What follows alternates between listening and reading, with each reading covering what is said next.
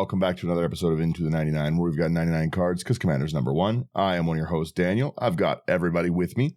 I've got Brian, I've got Sherman, I got Slothy. Brian, how you doing? Pretty good, except I didn't enjoy switching over to this the four-person camera, because boy, my face sets off a real mean glare. Nah, it's beardless Brian's an interesting I'm look. so white, my guy. Just Someone has a baby face now. yeah, Jen was talking about my butt cheek too. Get some sun, buddy. Gotta. And Sherman, how are you doing? House childs. Doing good. Tired. I'm glad the week is over. But yeah, I'm feeling a little under the weather, so I think I'm gonna take it easy the next couple of days. That's fair. Hopefully you feel better. You need your time. And Slothy, how are you doing? Oh, I'm doing pretty well. It was a long week, but I'm happy to have that over with, and now I'm talking Magic. How are you doing? Good. Same thing. Busy week, but I was a lot of moving and organizing stuff in my time off, so I'm happy to be done that. I hate it. Yeah. Fair.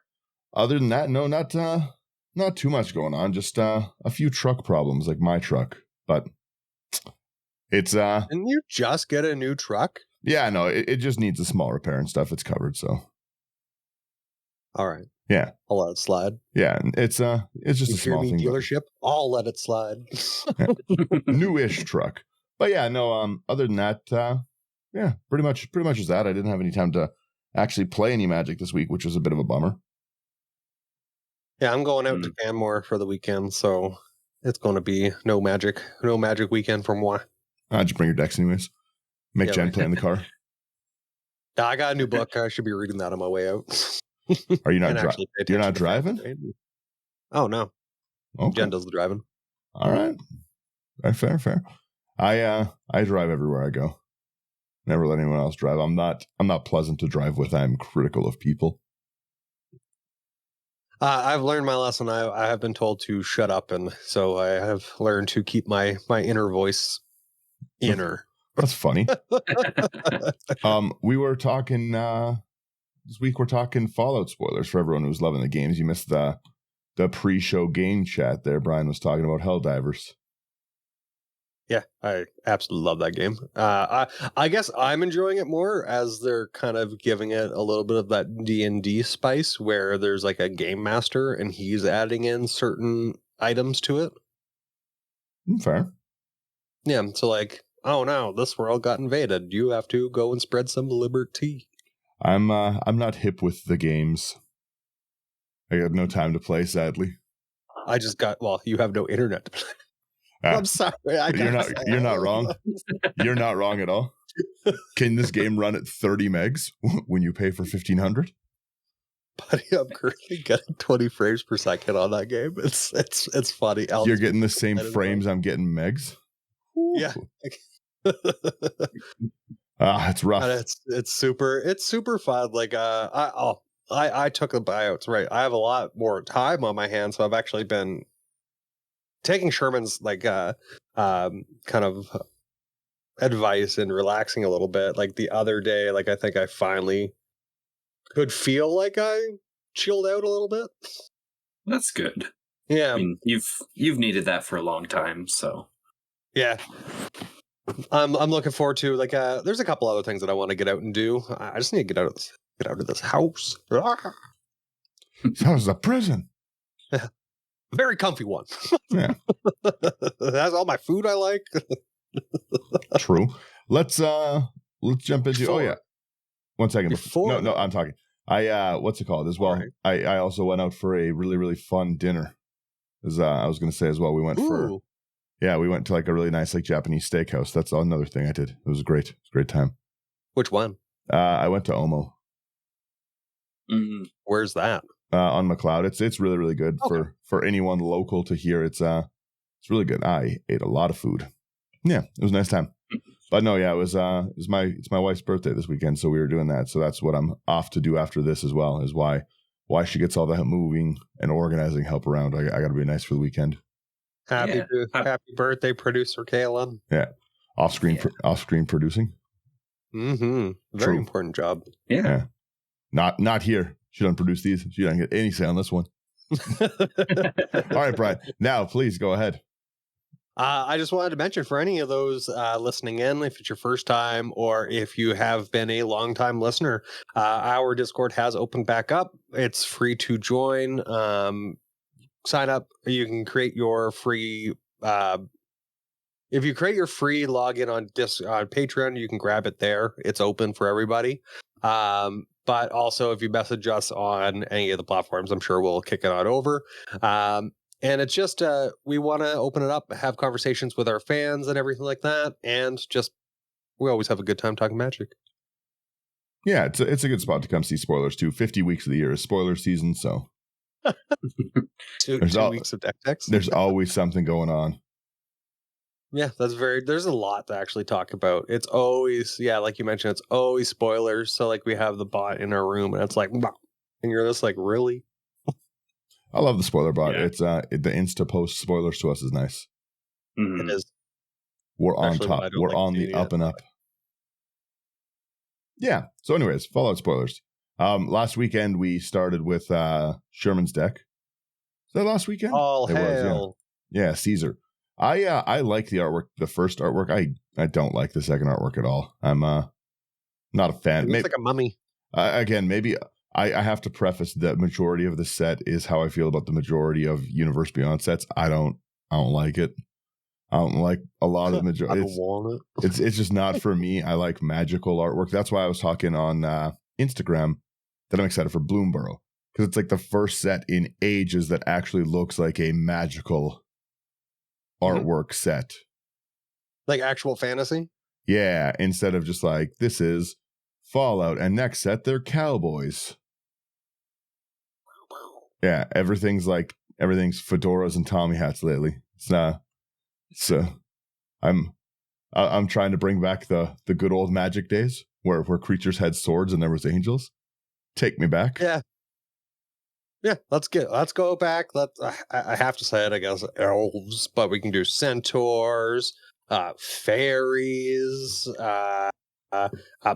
satyrs, universes. Let's do some more dragons. Like the Universes Beyond stuff. Like, to me, I was supporting it for a while, and I was like, oh, this is cool. But like, to me now, it almost like seems like it's no different than someone just like sitting down and like proxying out I like Demon Hunter or Demon Slayer or something. What's that? Like it seems a bit wild. Yeah, right. And like just printing out like a whole like, oh, this is a My Hero Academia deck, and it's just different artwork. And I'm like, okay, because that's the first thing I see is the Crucible of Worlds, and I'm like, oh, that just looks like somebody made a proxy of Crucible of Worlds. There's no way around it. It's a reprint. It's a great reprint to get. It's very cool, but again, it looks like Crucible of Worlds proxy. Yep. All right, but I was just thinking if they made one for like Wizards in the Wardrobe, or that's not what it is. You know what I'm getting at. I don't. The lion, Narnia. Yeah, Narnia. There we go. Lion. Yeah. That's. Too many different thoughts in my brain coming together. At least it's maybe fantasy based. I don't know. Again, that's what I was thinking. At least it's fantasy based. We got wizards and talking lions and satyrs and demons and minotaurs. The one nice thing about Magic is not everything has to be for me, and I just don't have to buy it. So there's some cool stuff. There's lots of cool effects and everything, but this one's personally everything's for me. This one's personally just not a set for me. So it'll be interesting to see people. Like, I know Slothy loves a lot of these cards, right? So so I'll be able to like see the excitement Slothy has for a lot of these. I got to see like Sherman's cool Caesar deck. The Caesar, I think, is maybe one of the only ones I really like from it. Hell. Yeah. It's just too much stapled onto a card. So let's jump into it. Caesar, Legions, Emperor. For anyone who didn't listen last week, is a 1 and Mardu, I believe that is. 1 red, white, black human soldier, which is a great. I love soldier decks. 4/4. 4/4, great stats. Whenever you attack, you can sack another creature. When you do, you choose 2. Phenomenal attack ability. So you either create 2 1/1 red and white creatures with haste that are tapped and attacking. Awesome, because if you get extra combats, they can keep swinging. It's a draw engine. You draw and lose a life. Or you get a bolt players with the number of tokens you control. It's a really strong card.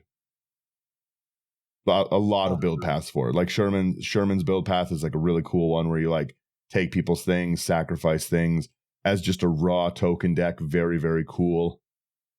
Degenerate. Yeah. This one kind of reminds me a little bit of that Another Universes Beyond card, the Cult of Skaro, where it's just got all these different Modes, options that you could kind of tune the deck towards. See, this reminds me of Negan. Zach's Negan deck, where he took my stuff and killed it. True. Or beat it with a bat. Mood. Sorry, but Dad, you killed me saying Emperor like you were Forrest Gump. No, I said it wrong, so I corrected it. Emperor. Oh. Well, you Forrest Gumped it to me. It was wonderful. No, it's because I said Empire for Caesar Legion's Empire, and then I said Emperor. No, you're thinking of Thunder. Yeah. Also, I wanted to talk to Dog too, because it just looks like a smaller version of my brother's dog, which is the dog meat. Ever loyal, 1 red, 1 green, 1 white for a 3/3 dog. When dog meat enters mill 5, then return an aura or equipment from your graveyard to your hand. Whenever a creature you control that's enchanted or equipped attacks, create a junk token. It's an artifact with tap, sack it, exile the top card of your library.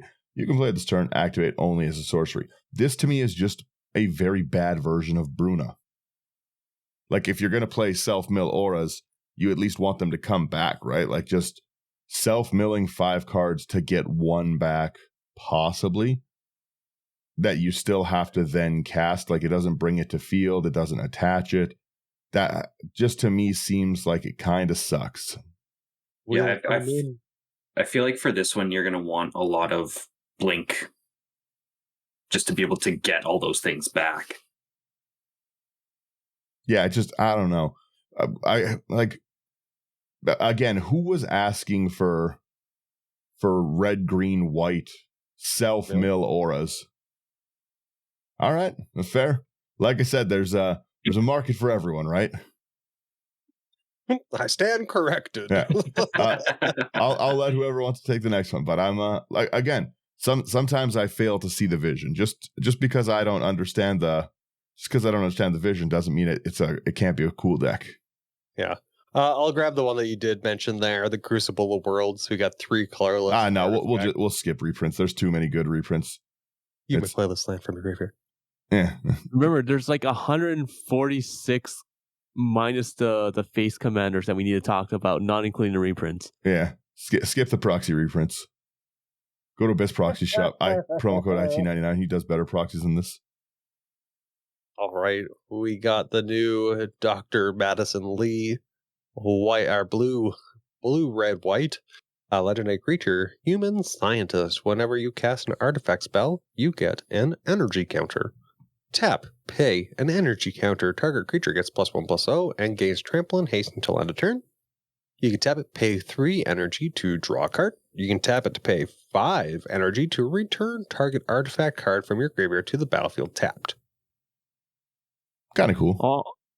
The only thing I think about this every single time I see blue in a tap and untap mechanic is just with intruder alarm going like crazy every single time. Intruder alarm, dramatic scepter. Yeah, it's hard not to. So I guess if you have like an infinite way to cast artifacts, but like, to be honest, I don't think you can bounce what is the Cloudstone Curio? I think specifically doesn't let you bounce artifacts, so it's a lot harder to get that back into your hand. But even then, like, you can use something like Equilibrium. Oh, shenanigans would be afoot for sure. Yeah.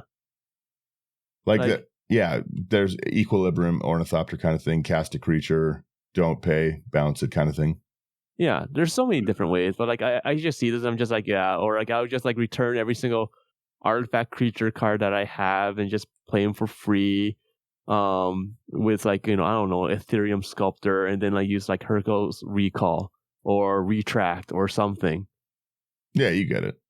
Yeah. Anyways, let's keep going here. And energy counter is kind of cool though, yes. Slothy, please.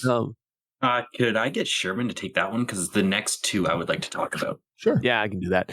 Okay, we got Liberty Prime Recharge for a 2 and a blue, red, and white. One second. No. Well, I think Slothy wanted that one, right? No. The next 2 after that. What about this West Tech Tyrant thing? That's Grave Titan. That's Grave Titan.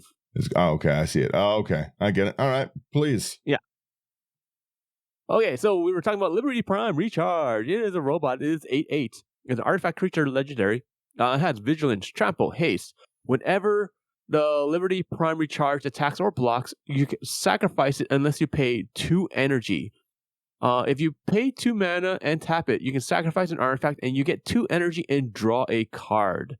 Democracy is non-negotiable. Yes. America. No. Hellfires. But it's Captain America colors. I guess Liberty Prime is such a cool character.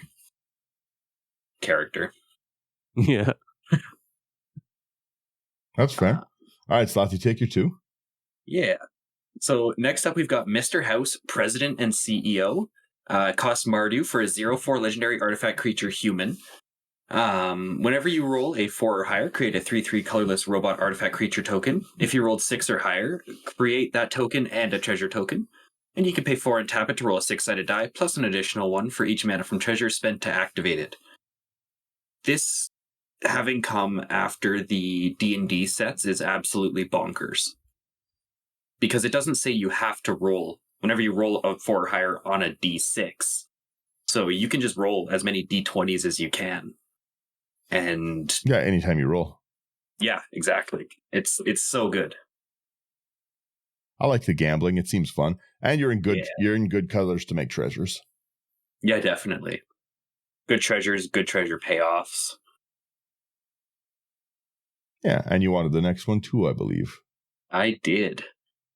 Next one is Preston Garvey Minuteman. 2 and Naya for a 4/4 legendary human soldier.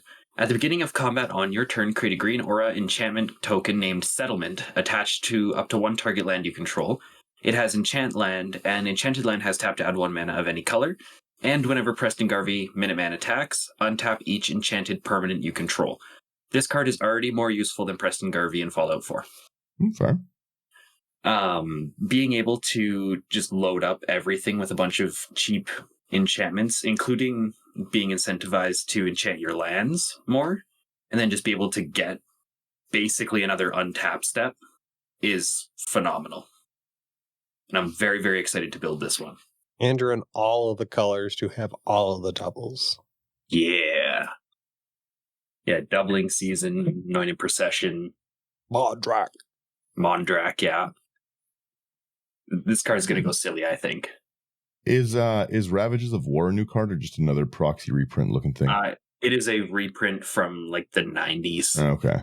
I wanted to talk about the next one, which is a reprint, and then the one after it. But like, again, why like Tarmogoyf is in the decks as like a reprint thing? You know? I'd like, well, what do you got? Wasn't it like a $60 card? No, it was substantially higher than $60. They got like 100, 120. And they're putting it in the pre-con? There was a huge thing about it back in the day during one of the drafts, I believe. Someone pulled like a foil one, and they grabbed that for the tournament instead of what they actually needed. But they, and everyone complained about it. But anyways, that's a long story. So some people are like, oh yeah, you shouldn't draft for rares. You give me a very expensive card like that, I'm taking it for sure. I don't care about your $50 prize pool. The integrity of your tournament doesn't matter. I want this card. It's like $2,000. Yeah. I ended up like selling it for charity. So. Yeah. I like the one of my favorite memes back in the day was it's just like telling your wife you spent $2,000 on your deck and it's her expectation. It's like a new nicely done like fresh lumber deck in the back, and then it's just like reality and it's 4 foil Tarmogoyfs. I always enjoyed that one. But yeah, again, Tarmogoyf is, in my opinion, not an acceptable reprint in a deck. In a pre-con. That's not okay. I mean, it is thankfully not $400 anymore, which is a plus. But still, it's like just Wizards said we don't care about the secondary market. They're pooping all over the secondary market. Man, that card has fallen. But yeah, I really, really like Tarmogoyf and stuff. And that was like for me, that was a card that like it was a point of pride to have. Like back in the day, I was like, oh, this is really fun. And now it's just like trash reprint rare with bad art. $10 rare. There we go. How the mighty have fallen. All right. So we have the Master Transcendent. 1 black, 1 green, 1 blue for a 2/4 mutant. When it enters, target player gets 2 rad counters. The rad counters seem like a fun mechanic. Tap, put target creature card in a graveyard that was milled this turn onto the battlefield under your control. It's a green mutant with base power toughness 3/3. It loses its colors. I like a mill someone reanimate deck. That's fun. Yeah, that's really neat. Generally, my defense personally to being milled is playing the Eldrazi. If I know that I'm in like a mill heavy meta or I'm self-milling, I throw in like one of the resets. So it is kind of funny to just take that from me. That kind of throws a wrench in my plan, and suddenly you have an Ulamog. A 3/3 green mutant Ulamog, but an Ulamog nonetheless. Nonetheless. Brian, you want the next one? Sure thing. We got the Wise Mothman. 1 colorless, black, green, blue, a legendary creature, insect mutant, flying. Whenever the Wise Mothman enters the battlefield or attacks, each player gets a rad counter. Whenever 1 or more non-land cards are milled, put a +1/+1 counter on each of up to X target creatures, where X is the number of non-land cards milled this way. 3/3. Kind of cool. What does anyone know off the top of their head what the rad mechanic is? Seems like mill. Yeah, so during your upkeep, depending on how many rad counters you have, like let's say you have 2, you would mill 2 from your deck, and if it is a non-land card, then you remove a rad counter. If it is a land, and you lose a life, I think. And if it is a land, you keep the rad counter. Interesting. Yeah, so you lose life equal to the number of cards you mill. So it's a big mill mechanic kind of thing. Okay. Yeah. Kind of cool. But you can also lose the rad counters. I like that. Mm-hmm. Yeah, so if you've got 5 rad counters, you're guaranteed to lose 5 life when you mill 5 non-land cards. Yeah. Yuck. I'm just excited to see this in a Modrofa deck. Gross. The Master is interesting because it's not from an opponent, right? Like, so like both of these, especially with the rad counter things, it seems like a fun self-mill way to go with Muldrotha too. Yeah.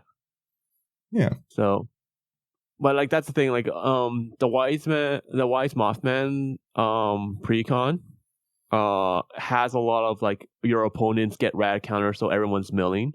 So the Mothman can get big fast. Mm-hmm. Fair. All right, next card. We got Agent Frank Horrigan for 5 and a black and a green. It is a legendary creature, Mutant Warrior. It is an 8/6. It has trample. It has indestructible as long as it is attacked this turn. As long as it attacked this turn. Blah. When Agent Frank Horrigan enters the battlefield or attacks, proliferate twice. That's pretty good. Not bad. It's pretty good, but like for like 7 mana, I don't know. It's gonna be. You're in green. Yeah, true. And plus black, you're in black, actually. so reanimate. I get it. Well, the other thing, I was going to say, it's also a legendary, right? So you can make a Golgari proliferate deck pretty fast, and hitting 7 mana with green isn't really that hard. Yeah. Mm-hmm. And there's a lot of like really, really good, like all of your planeswalkers as well. Like just turning this even into a super friends deck of like a Golgari one. Or even the rad counters. Yep. Golgari rad counters, just any of your, it turns those, what is the, I can't think of the name, like Everflowing Chalice kind of things, right? Like just being able to dump like 2 mana into that and then turn that into a 3 mana generator so fast. It's good. I could see it being fun, and especially if it's used to proliferate anything. Like everyone knows how good Atraxa is because you just get that proliferate, right? But if you think about this, if you have like, let's say you have even mediocre things with some counters on them, you cast this and Lightning Greaves it, you're proliferating 4 before damage. And there's a lot of black like infect stuff as well, which is disgusting. Next one we've got here is Almost Perfect. 4 green and a white for an aura. Enchant creature. Enchanted creature has base power and toughness 9-10 and has indestructible.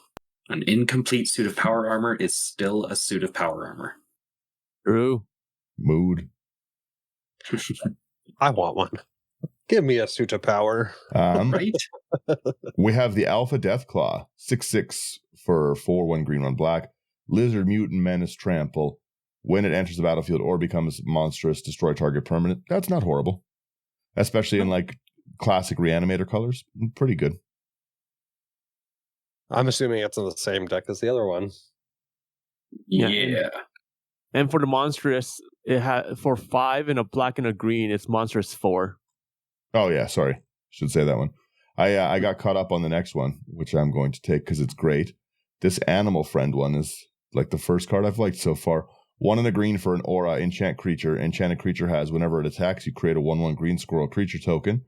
Put a 1/1 counter on it for each aura and equipment attached to this creature other than Animal Friend. So you just like make this. I don't know like, if I would want to be friends with that animal. You just make this giant rabid squirrel, like 4/4/5/5 kind of squirrel entering is pretty big. I like it. I'm not touching that squirrel. You have fun with that. He's a friend. So I'm assuming this founder one is our next one. Bagow. So we got Aradesh the Founder. 2 and a white legendary creature, human soldier, enlist. Whenever a creature you control attacks, if it enlisted a creature this combat, the creature that attacked gains double strike until end of turn. If that creature's power is 4 or greater, draw a card. And it is a 1/4. That's pretty nice, actually. I like that. So one. enlist is, I assume, when you attack, you basically that card's helping you and attacks with it. Yeah, it's as this creature attacks, you may tap a non-token attacking creature you control without summoning sickness. When you do, add its power to this creature's until end of turn. I don't like this non-token. Non-attacking creature, it can be a token. All right, there we go. The other thing As too long is as it doesn't have summoning sickness. Mm-hmm. I was going to say as well, for any exalted deck, like this is really good. Yeah. Decks where you're already just swinging with one thing. And then double strike. Yeah, a commander that gives double strike and draw is pretty big. This is really good with Zank. What is that do again? Paladin, Zank, right? Zank gives all of your auras not enlist exalted. Yeah, Ah. kind of thing. Yeah. So I was thinking for this to be fun with vehicles. Just because, like, when you bring out a creature, even if it has summoning sickness, you don't care. You just put it on, you just crew it with a vehicle, and that vehicle just can be enlisted instead. True. So, but that's a lot of hoops to jump through, though. That's a lot of tapping. Yeah. Did you That's see? a lot of tapping, but people like to tap things. Have you been looking at the spoilers Sure for the Thunder Junction things, Sherman? No. They've just made vehicles to electric boogaloo. So now things are mounts, so that you can mount some of the creatures, which is basically the same as vehicles, but with creature things instead. Phrasing. Yeah, I think you'll have a good laugh at some of them for sure. But that's that's spoiler season for the next. Some of them after. Yeah, I was gonna say that's spoilers for the next set, which is like next week. Oh, good lord. It's endless. Who's on Arcade Ganon? I am. I got it. Arcade Ganon for 2 and a white and a blue. Legendary creature, human doctor. It's a 2/3. You tap it, draw a card, then discard a card. Put a quest counter on Arcade Ganon. It has for Elude Lang Sign. Good lord. Once during each of your turns, you may cast an artifact or human spell from your graveyard with mana value less than or equal to the number of quest counters on Arcade Ganon. Human reanimators and Azorius. I think it's kind of interesting that until now I hadn't considered, like, all of the doctor cards were for Doctor Who, right? Ex-doctors, but doctor is also a profession that can be in like any plane. Didn't really consider that. Is field medic a doctor? Yeah, it's just start errating cards. Who else could be a doctor? I'm just saying the cleric. Cleric doctor? No, what's his, did you say Toski? Yeah. Toski, the squirrel doctor. No, Exactly. the black, not Crick, Yawgmoth, the grand physician. Doctor. I He is a guess. physician. I guess technically, he's a dentist.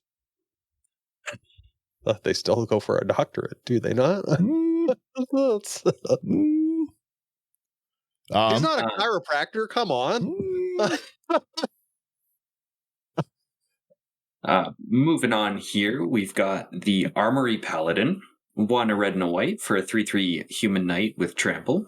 Whenever you cast an aura or equipment spell, exile the top card of your library, and you may play that card until the end of your next turn. Fair. No, pretty neat. We have the Assaultron Dominator with the come at me bro pose. 1 and 1 red for a 2/2 robot. When it enters, you get 2 energy counters. Whenever an artifact creature you control attacks, pay an energy. If you do, put a choice of 1/1 first strike or trample counter on that creature. I like that. That's pretty interesting. This is Daniel in a card. But it's Come after. yeah, come at me, bro. It is it's good Ishin bait. Everything they print lately is Ishin bait. Because whenever this attacks, you can give 2 1/1s or first strike or trample. Pretty good. Of course, they did assemble the Legion. That only makes sense. Atomize? That's a reprint, right? No, it's a new one. No. All right, let's jump into that one. Boop. So we got Atomize. Atomize is 2 a black and a green. We got an instant. Destroy target non-land permanent. Proliferate. The flavor text is hilarious. Plasma rifles, separating soft tissues from hard ones since 2077. Facing.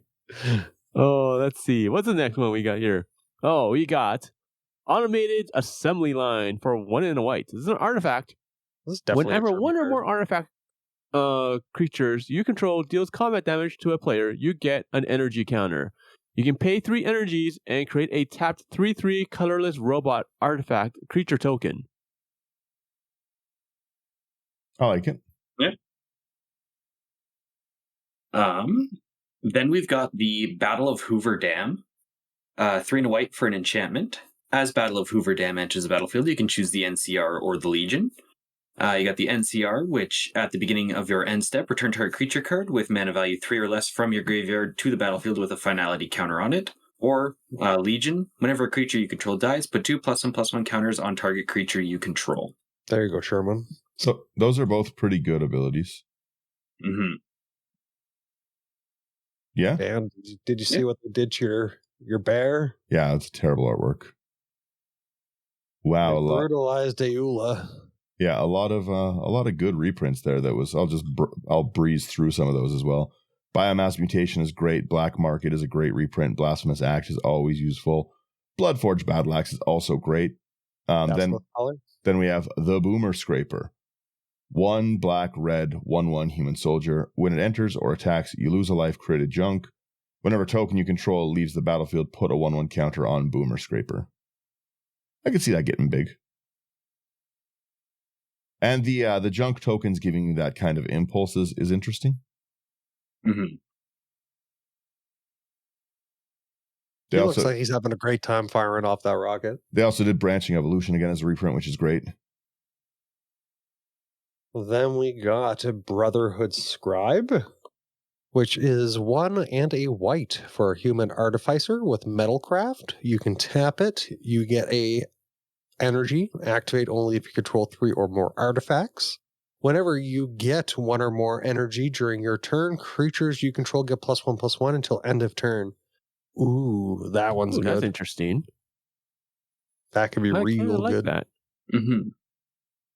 All right. Hey, perfect alignment here. We got Brotherhood Vertibird for 3 mana. It's our artifact vehicle. It's star in the 4. That's flying. When the Brotherhood Vertibird power is equal to the number of artifacts you control, it has crew 2. This is actually kind of strong. When I read it, I kind of want to talk like the Swedish chef. The Vertibird! The bird, the bird, the bird, the bird. Yeah, then we've got Kate Cage Brawler. Red and a green for a 1/1 legendary human warrior. As long as it's your turn, Kate Cage Brawler has indestructible. And whenever Kate attacks, you and defending player each draw a card, then discard a card. Put 2+1/+1 counters on Kate if you discarded the card with the highest mana value among those cards or tied for the highest. I wish this was red-white Boros, so we could put that in. Oh, what's her face? The Borkinator. Nelly Borka? Yep. Having built-in indestructible is pretty great. Mm-hmm. Blasphemous Zack the board all day. Captain of the Watch reprint, which is great. We have Cass Hand of Vengeance. 1/1 red, 1 white for a 4/3 human ranger. Vigilance. When cast or another creature you control dies, if it was enchanted or equipped, return any number of aura cards that were attached to it from your graveyard to the battlefield. Attach the target creature, then attach any number of equipment that were attached to it to that creature. That is good. Oh. That's really interesting. Yeah, so if you just kill any of my things that are enchanted, they just come back. Yeah. Yeah. Don't like Daniel having stuff come back. The Casualties of War artwork is one of the best artworks I've seen in a while. Yeah, it's really good. That one looks great. Cheap proxy look or not, it's a great look. War never changes. Yeah. Champion's Helm as well, another reprint. Chaos Warp, another reprint. A good set of lands reprints. All right, somebody take Codsworth. All right, we'll take Codsworth, because that's probably like the one card I actually remember. Codsworth, Handy Helper. It's 2 and a white. Legendary artifact creature, robot. Commanders you control have Ward 2. Excellent. I know exactly where this is going. Tap, add 2 white mana. Spend this mana only to cast aura or equipment spells. Never mind. Tap it. Attach target aura or equipment you control to target creature you control. Activate only as a sorcery. Proud to serve, and it's a 2/3. That's really good. I like this card. This is good, yeah. I feel like this goes in Knife Cat. Well, no, this goes in its own. It ramps your auras out already. You can instant speed attach them to it if people try and someone tries to kill it. I Darksteel played it over. Oh, no, only as a sorcery? Only as a sorcery. Okay, all right. So you can't use it to protect, but you can copy it really, really easy with your Helm of the Host kind of stuff. Mm-hmm. And then just constantly have this ward stack up, constantly have this ramp stack up. Plus, there's also that other white artifact creature that gives all artifact creatures ward 2. So if you copy that as well, just ward for days. Yeah, but ramp being built onto a white card, even if it's only for aura and equipment, is very good in the command zone. Think of how. Oh, actually, no way. Humility is a regular enchantment. No, was it the Splendor, the one, humility but an aura. Yeah, and you can move that around people. Yeah, because that's like a 7. Yeah, because that's 7 mana with Cogsworth. Now that's a 5 mana. You put humility on one person. Oh, the Splendid Authority. They can't cast spells and all their stuff is 1/1. Yeah, Overwhelming Splendor. Sorry? It's Overwhelming Splendor, yeah. Overwhelming Splendor, yeah. So, anyways. I would build Codsworth. I would just be like, Codsworth, my sword, please. I swing at you with fire and ice. Thank you, Codsworth. Yeah. We got the Colonel Autumn for 1 and a white and a black. A legendary creature, human soldier. It's a 2/3. Has lifelink. It has exploit. And other legendary creatures you control have exploit. Ouch. Ouch. And the last ability, whenever a creature you control exploits a creature, put a +1/+1 counter on each creature you control. Whoa. It's pretty good. Timeout here. My God. Timeout. The only thing is that what's his face doesn't have white. Mr. Wu does not have white in him. That kind of came out wrong. I apologize the way that sounded. No white in that CMC. But this is amazing. This is bonkers. This is bonkers. Just legendary. You just throw it. Like the fact that all your legendary creatures also have exploit is crazy to me. Okay, and then like you just exploit like crazy and just put +1/+1 counters on all the creatures so that you're gaining life. You're draining everyone, and all your creatures are getting bigger. So like you have a bigger defense. The nice thing is too, it doesn't say non-token. Because like for Henry Wu, he mentions non-token. So like whenever a non-token creature you control exploits, there we go. Or exploits a non-token creature, I should say. Yeah, that's really nice. I'm gonna take the next one. I have a reason for this. We have Curia Emergent Intelligence, 1 and a blue for a 1/3 robot. When Curia Emergent Intelligence deals combat damage to a player, draw cards equal to its base power, which is pretty good. 1 and a blue, exile another non-token artifact creature you control. Curia becomes a copy of the exiled creature, except it has whenever this creature deals combat damage to a player, draw cards equal to its base power. I think that this would be a fun thing to illegally pair with Codsworth. Yeah. You know, because it's only base power, so it's not really breaking it that much. And you don't want to go too hard into artifact creatures because Codsworth doesn't let you do anything like that. I might illegally pair those two. It seems kind of interesting. The two robots. I just want to be able to say Codsworth my sword.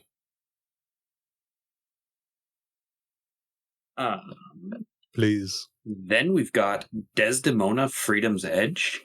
2 a red and a white for a 3/4 legendary human rogue with vigilance. When Desdemona Freedom's Edge attacks, target creature card in your graveyard that's an artifact or that has mana value 3 or less gains escape until end of turn. The escape cost is equal to its mana cost plus exile 2 other cards from your graveyard. Won't be a card I'll be using, but seems cool. The Diamond City land looks interesting. It enters with a shield counter on it, taps for colorless, or remove a shield counter from it. Activate only if 2 or more creatures entered under your control this turn. That's okay. Very proliferatable, right? Mm-hmm. Yeah. So being able to proliferate shield counters is pretty phenomenal. That's a good land. I like the land reprints. Right, reprints. Yeah. And then we got, I like this one, Duchess, Wayward Tavern Keeper. 3 and a red, legendary creature, human citizen. Hunters for hire. Whenever a creature you control deals combat damage to a player, put a quest counter on it. Pay 1, remove a quest counter from a permanent you control, create a junk token. Interesting. Okay, we got ED-E, Lonesome Eyebot for 3 mana, legendary artifact creature robot. The 2/1 has flying. It has ED-E, My Love. Whenever you attack, if the number of attacking creatures is greater than the number of quest counters on ED-E, Lonesome Eyebot, put a quest counter on it. You can tap 2 and sacrifice the ED-E to draw a card, then to draw an additional card for each quest counter on ED-E. Edie. Edie. Dashy.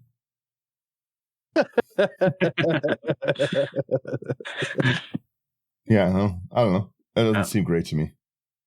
Maybe as an in something, and maybe again with proliferating, but this next card just makes me think of Star Wars with the colors. The next one we've got is Elder Arthur Maxon. 1 white and a black for a 4/2 legendary human knight. Creature tokens you control have training.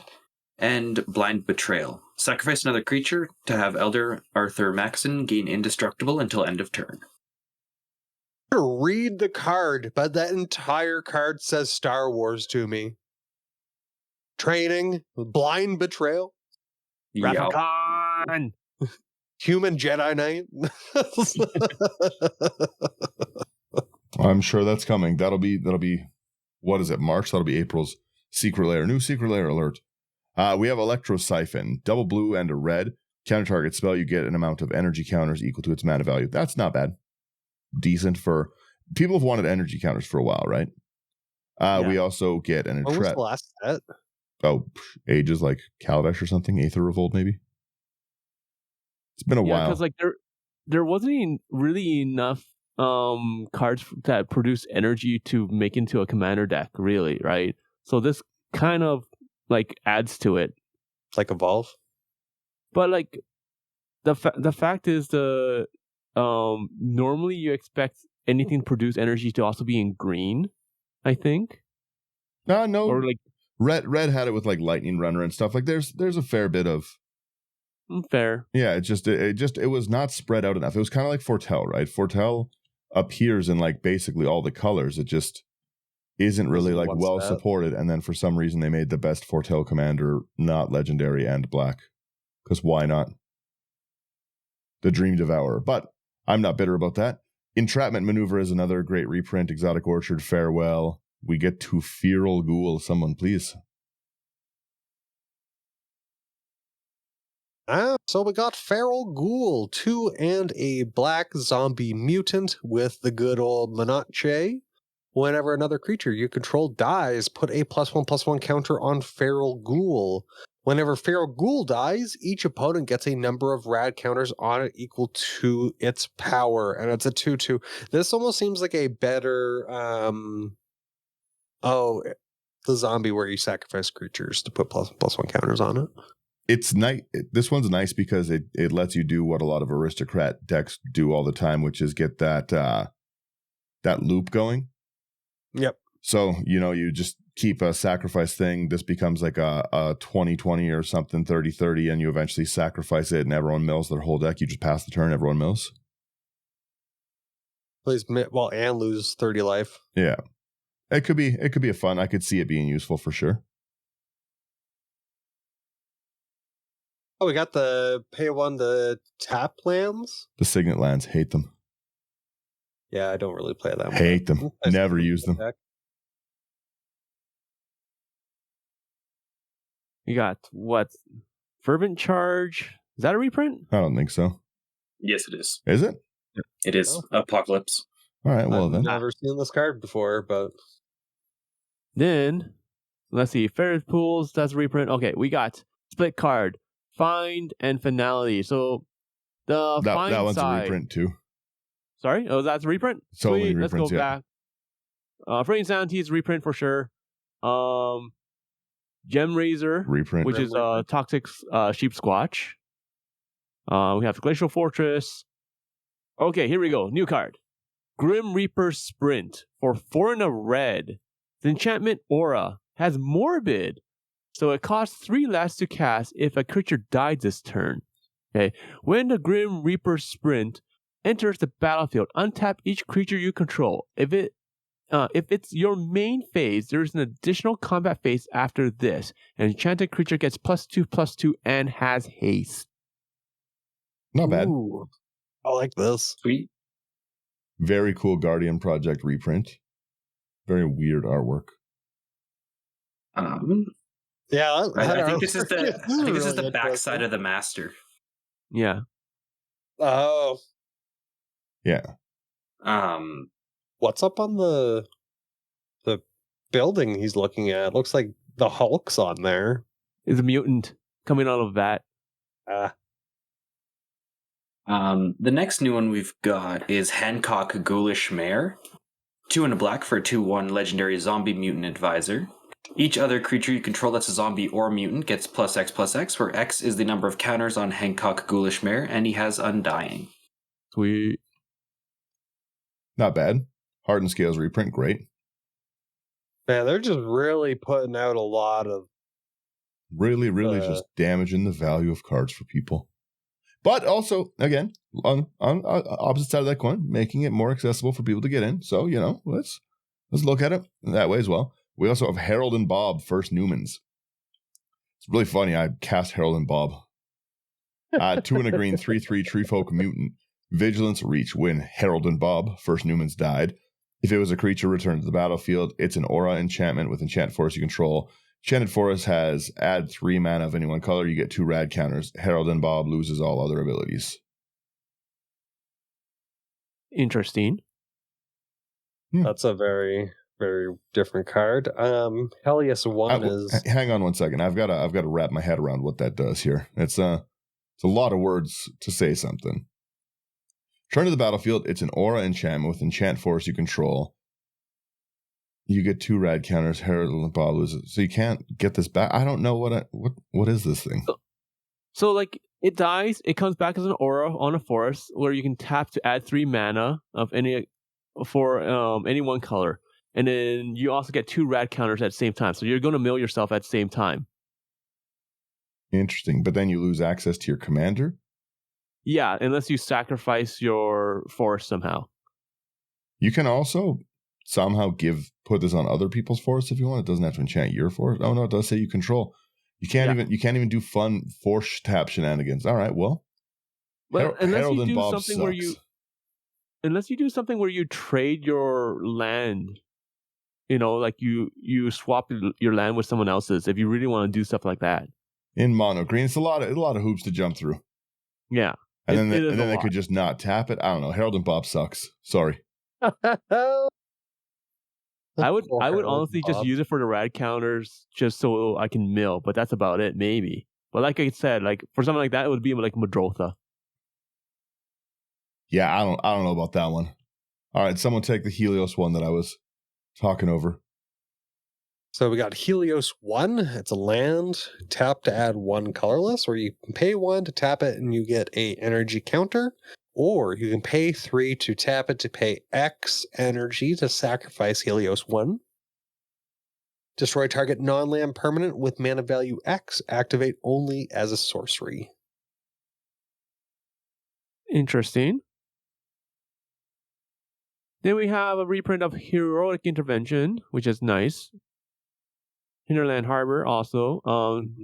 Specimen 73 is a reprint of Hornet Queen. We got Hour of Reckoning. What's this one? Hopebreaker Horror. Idolize. Here's a new one. All right. Idolize for 1 and a white. Enchantment Aura. Enchanted creature has, whenever this creature attacks alone, it gets +X until end of turn, where X is the number of non-land permanents you control. Woof. Pretty good exalted kind of card. Woof. Yeah. It's wow. Between this and all that glitters. Yeah. Especially if you put it in like Yana or any of those like copy or duplicate like permanent decks. Yeah. Whew. Then we've got Inventory Management. Red and a white for an instant. It has split second. For each aura and equipment you control, you may attach it to a creature you control. I like this. I like this a lot. She has some dilemmas. That's a good card. I like playing with equipment, and like I wish it would made things like this card makes it easier to play those decks. So I really, really do appreciate this. Mm-hmm. Split second is nice too. I'm a fan of that. We have James Wandering Dad, 2 and a blue for a 2/4 human scientist. It has an adventure on it. The adventures follow him. X double blue, investigate X times, and then its actual ability is tap, add 2, spend this only to activate abilities. 2 colorless. Next. The next card we have is Jason Bright, the Glowing Prophet. 2 and a blue, legendary creature, zombie mutant advisor.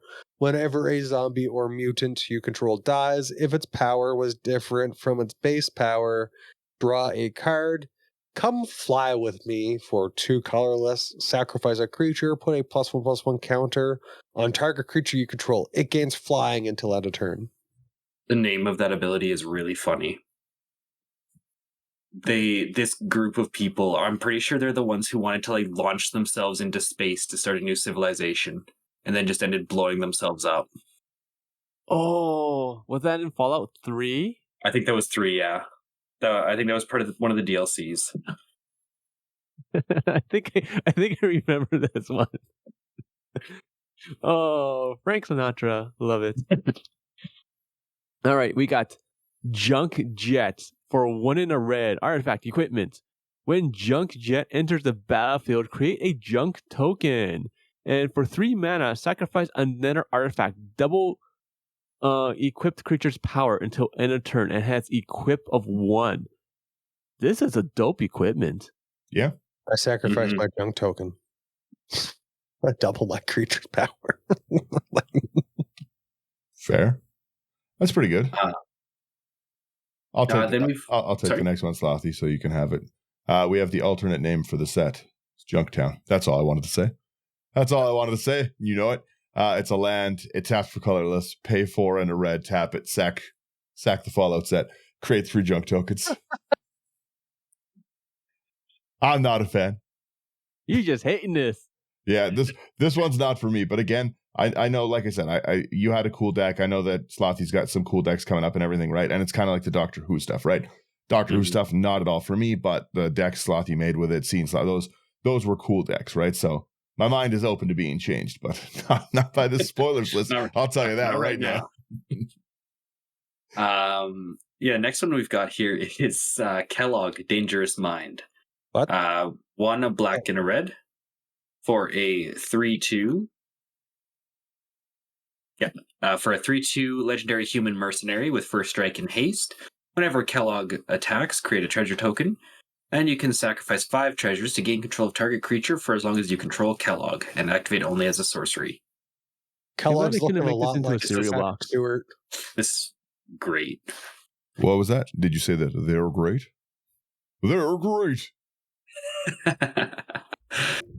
It's calm down there, Tony. Sounds pretty good. That's just my normal voice. It is. I love it. I get a tiger. I get tiger paint on everything. I've been waiting this whole time. I actually love the set. We've got Lethal Scheme, 2 double black. It's an instant with Convoke. Destroy target creature or planeswalker. Each creature that convoked it connives, which is draw a card, discard a card. Yeah. Pretty good. Convoke removal is good.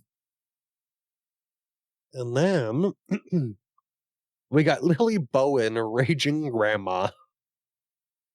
3 and a green, legendary creature, mutant warrior, vigilance. Lily Bowen, Raging Grandma enters the battlefield with 2+1/+1 counters on it. At the beginning of your upkeep, double the number of +1/+1 counters on Lily Bowen. If its power is 16 or less, otherwise remove all but 1 +1/+1 counter from it. Then gain 1 life for each +1/+1 counter removed this way. Entertaining. This is really cool. Entertaining for sure. This seems like a fun commander. Mono green. Definitely up my alley. Power life gain. Like, I really wanted to curse there, but this is some big beats right now. Yeah. Doubling season brings it to 4 on enter. Primal Vigor up to 8. Branching Evolution up to 16, and then Hardened Scales. Yeah, so you could get it going like on just enter the battlefield alone. Oh, can I legal partner with Thanos is out here looking anger? cracked. All right, we got McCready Lamplight Mayor for a white and a black, a legendary creature, human advisor. It's a 1/3. Whenever a creature you control with power 2 or less attacks, it gains Skulk until end of turn. When a creature with power 4 or greater attacks you, its controller loses 2 life and you gain 2 life. I don't know how I feel about this one.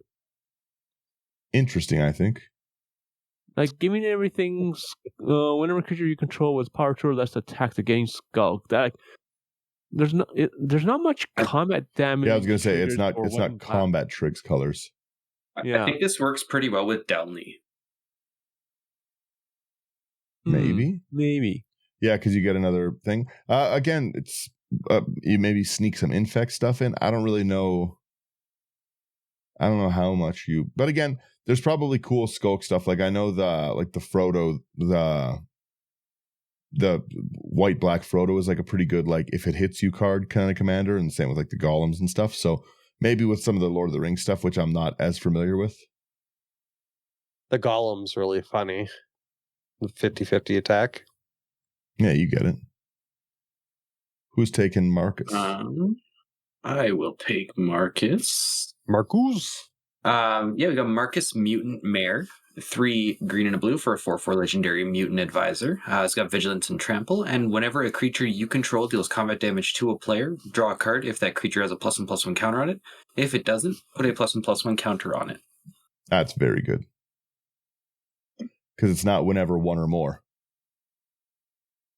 Mm-hmm. So you can just swing in and get like either huge amounts of counters or draw engine. I like a commander with draw in it. We've got the Mariposa military base. It enters tapped. You may have it enter. If you do, you get 2 rad counters.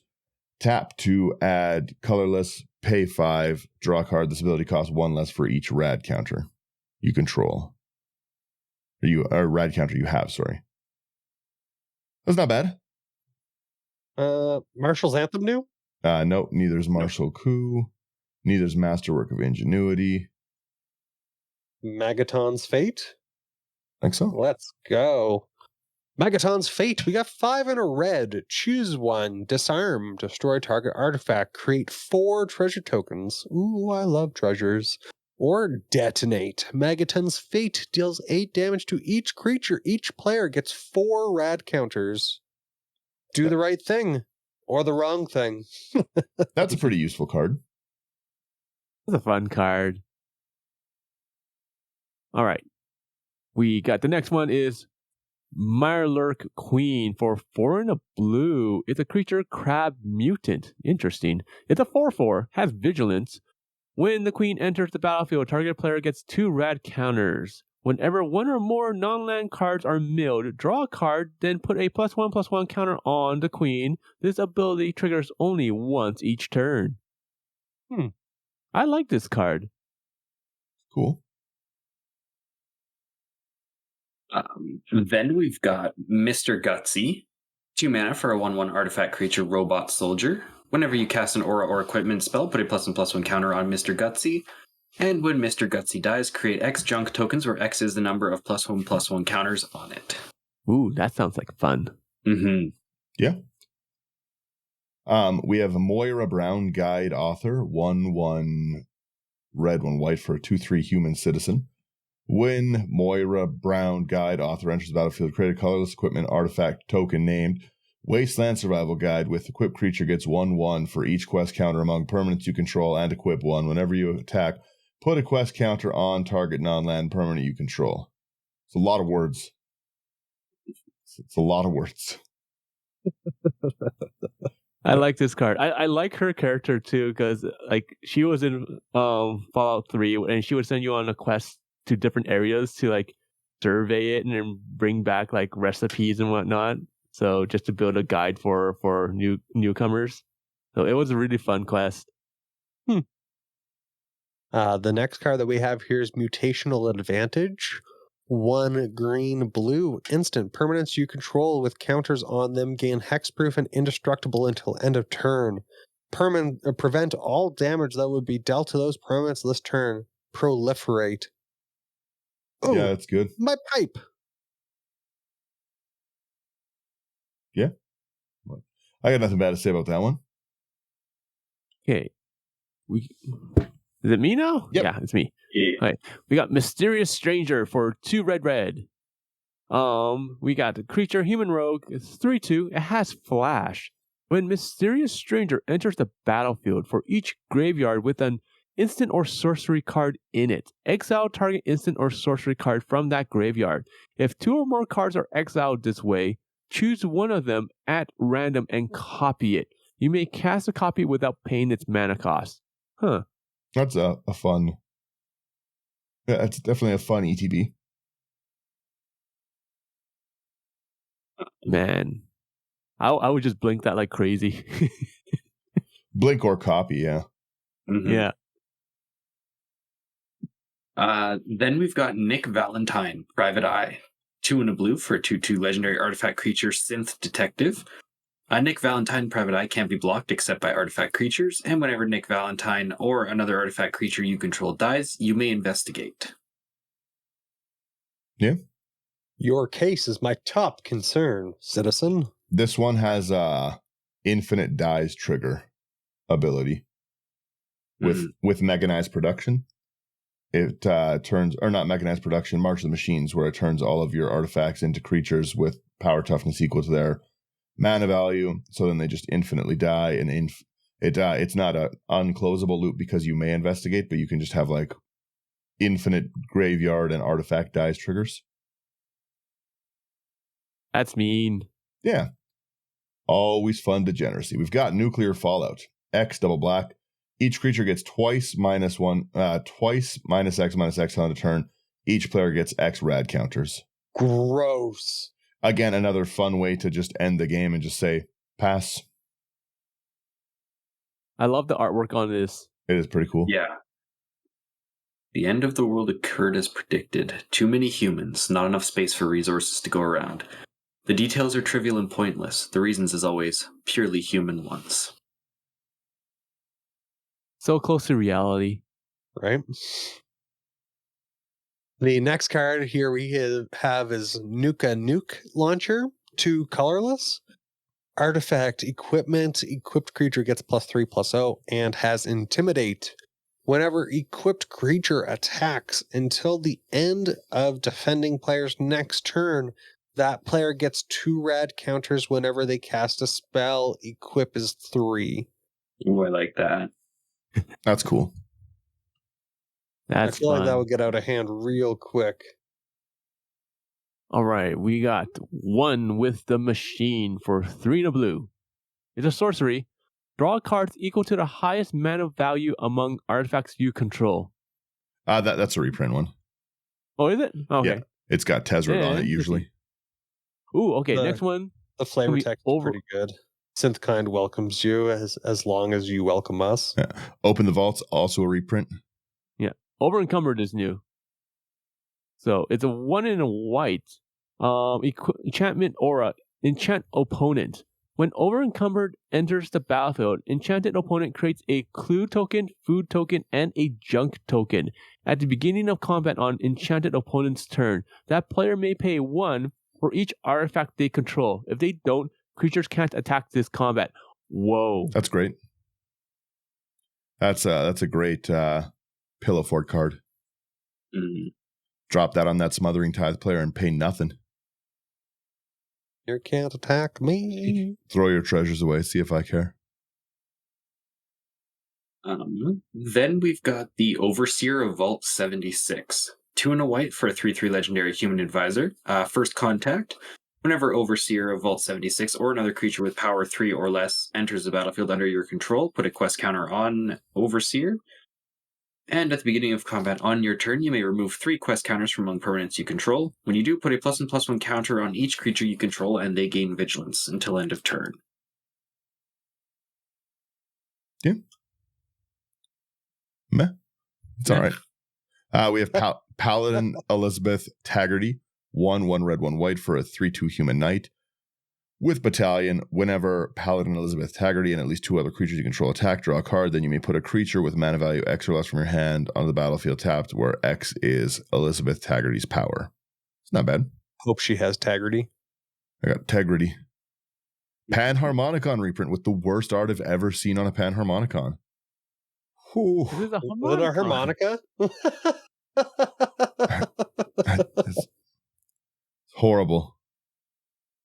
The difference between surviving and living is joy. And I'm not, you know how bad the art has to be for me to not be happy about more Panharmonicons being out there?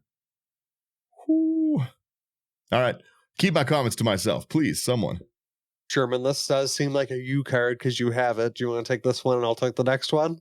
Sounds good. All right. We got a Pit Boy 3000 for a single colorless mana. We have artifact equipment. Whenever equipped creature attacks, choose 1. We have sort inventory. Draw a card, then discard a card. We have pick and perk. Pick a perk. Put a +1/+1 counter on that creature. And we have check map. Untap up to 2 target lands and has equipped 2. I like this a lot. Yeah, I like that. Pretty decent equipment. All right. Then we have Piper Wright, Public Reporter, 1 and a blue legendary creature, human detective.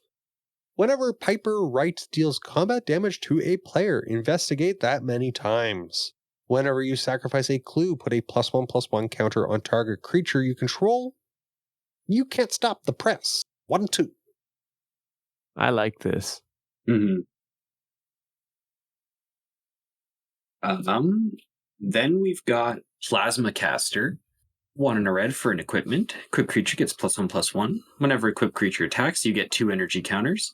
You can pay 2 energy counters to choose target creature that's blocking equipped creature. Flip a coin. If you win the flip, exile the chosen creature. Otherwise, Plasma Caster deals 1 damage to it. That's decent for sure. Mm-hmm. I feel like this would be really funny in like slicer decks. Slicer decks, Oh, Seishin no. decks, yeah. Stuff like that. That's that would be a really good one. Did you say slicer decks, plural? Yeah. Correct. People play Slicer. We have the Powder Ganger, 2 and a red for a 2/2 human rogue with squad. I do like squad. Squad 2, you can pay it any number of times to make any number of copies of it. When it enters, destroy up to 1 target artifact. Decent removal card. I love the facial expression on the guy. And then next up here, we got Power Fist, 1 and a green artifact equipment. I was about to say creature. Equipped creature has trample, and whenever this creature deals combat damage to a player, put that many +1/+1 counters on it. Equip 2. Nice. Yeah. I like this one. Mm-hmm. I like equipment in general. Daniel, looking at, if these are all commander decks, looking at the lands, they like took your comments to heart and actually like beefed up the land base in these decks. Kind of. They're all, it's a lot of signet lands and a lot of check lands. It's still better than what we've been getting, but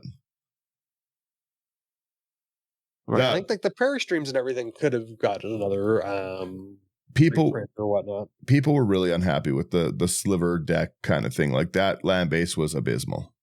Yeah, for like a $200 deck, like get the out of here and go fly a kite. Because yeah, like I would agree with you. You had a perfect point. But seeing the lands so far, I'm happier with these lands for a pre-con if they're going to be pricier. There's a pre-con. Tarmogoyf in the pre-con. You'd think they'd put a few lands in. You would think, right? Very true. Who's on this pre-war formal wear? I am. So pre-war formal wear for 2 and a white. It's an artifact equipment. When the formal wear enters the battlefield, return target creature card with mana value 3 or less from your graveyard to the battlefield and attach pre-war formal wear to it. Equip creature gets +2/+2 and has vigilance. It has equip cost of 3. Man, Cogsworth be getting suited. Cogsworth, please. My pre-war formal wear. Pure Steel Paladin reprint. Yeah, this next one is probably one of my favorite cards from this set, and it's only got 2 words on it. It's 3 and a blue. It's Radstorm. It's an instant. Storm, proliferate. Decent. No. Yes. We have the Rampaging Yaoguai? I don't know. That's what I'm calling it. Yep. X triple green for a 2/2 bear mutant. Calm you, boy. Yeah, Rampaging ya boy. It's Daniel. Enters the battlefield with X1 counters on it. When it enters the battlefield, destroy any number of target artifact and or enchantments with total mana value X or less. I do like that a lot. It's a pretty good wipe for you're already trying to cast a bigger bear mutant and getting a board wipe. That's great. And do you know what I'm saying, Daniel? It's base powers 2/2. It is Bear? technically a bear. It is technically a bear for Descana. Put it on the list. Sure. Yeah, Sherman, this is a vehicle. Do you want it? Sure. Yes, it's a Recon Craft Theta for 4 mana. It's a 4/4 artifact vehicle. It has flying. When the Recon Craft Theta enters the battlefield, create a 0/0 blue alien creature token. Put a +1/+1 counter on it. Whenever the Recon Craft Theta attacks, you proliferate. And it has crew of 2. When I first saw this this artwork, I thought of what was that Aliens movie? Prometheus. But like Aliens, like 1, 2, 3 is like the original had the ship on it too. Yeah. Sorry. The original had the ship on the planet, and you could see the yeah, like the size of it. Right? That's what the ship reminds me of, like the shape of it and everything. Mm-hmm. So, anyways.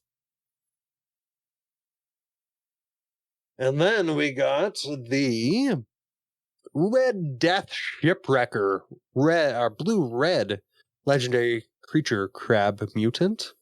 Alluring Eyes. Tap, go to target creature an opponent controls. That player draws a card. You add a mountain or a red to your mana pool. That little fella is deadly in his own fashion. And it's a 1/3. I like that one. Are we looking at Is It Group Hug? Where I goad? I don't know how is a group hug. I'm really liking this idea too. I may have dibs. Yeah, I might build that, but that's if you want to build that as like an episode, that'd be fun. Is It Group Hug is fun. Group Hug adjacent. I just go into my this might go into Ian. Yeah. Or Chaos. Also a good Chaos one. Slothy, please. Yeah. Then we've got the good boy Rex Cyberhound. 1 white and a blue for a 2/2 legendary artifact creature robot dog. When Rex Cyberhound deals combat damage to a player, they mill 2 cards and you get 2 energy counters. You can pay 2 energy counters to choose target creature card in a graveyard, exile it with a brain counter on it, activate only as a sorcery, and Rex has all the activated abilities of cards exiled with brain counters on them. That's cool, because if you lose Rex, then you don't lose the abilities. Mm-hmm. That's fun. I might pair this one with Codsworth. Don't know if that's his friend. I might just make a bunch of... please, suit my dog. You know what? The game is at the point, like the reprinting Tarmogoyfs and precons, I'll pair what I want where I want. We have Rose, Cutthroat Raider, 2 double red for a 3/2 robot. First strike, raid at the end of combat on your turn. If you attack this turn, you create a junk token for each opponent you attacked. Whenever you sacrifice a junk, you add a red. You should do Rosie and Rose. Rosie and Rose? Or Rose and Rosie. Yeah. Rose. That could actually be really fun, though. I make a junk token. I also make a treasure or a food token. Yeah, this food is junk. Yeah. This food is junk. Name of the deck. Oh, wow. We got a Ruinous Ultimatum reprint? That was probably a good one. We haven't seen that one since like Korea. Scattered Gross. Scavenger Grounds? No, that's a reprint. Okay, here we go. We got ourselves a Screeching Scorch Beast. What I call my wife. I was going to say, that's what my friends call me. I just screech. That's Carolyn. 4 2 black, Bat Mutant Flying Menacche. Whenever a Screeching Scorch Beast attacks, each player gets 2 rad counters. Whenever 1 or more non-land cards are milled, you may create that many 2/2 black zombie mutant creature tokens. Do this only once each turn. Cool. Yeah. I like that. Legendary. Man, at this rate, I might get the mutant deck. It seems like a lot of fun. Yeah. All right, we got. Debating on. I was thinking of going out yesterday, but I was like, nah, do you know what? I should probably save my money, blah, blah, blah, blah, blah. Now going through these full decks. There's some fun cards in here for sure. Yeah. I'd rather probably get them for a cheaper price than waiting like 3 only weeks. Interested in Codsworth. Codsworth, please. All right. The next card here is Securitron Squadron for 1 and a white. Artifact creature robot. They're 2/2s. It has Squadron 3. It has Vigilance, and whenever a creature token enters the battlefield under your control, put a +1/+1 counter on it. Ooh. Yeah, you get that pretty big. Daniel, please. Yeah, already on it there, bud. Thank you. And Welcome, then Thunderer. Yeah, Morning Thunder. Is this you, Slothy, or me? This would be me. Get it, buddy. Yeah, we've got Sentinel Sarah Lions. 3 red and a white for a 4/4 legendary human knight with haste.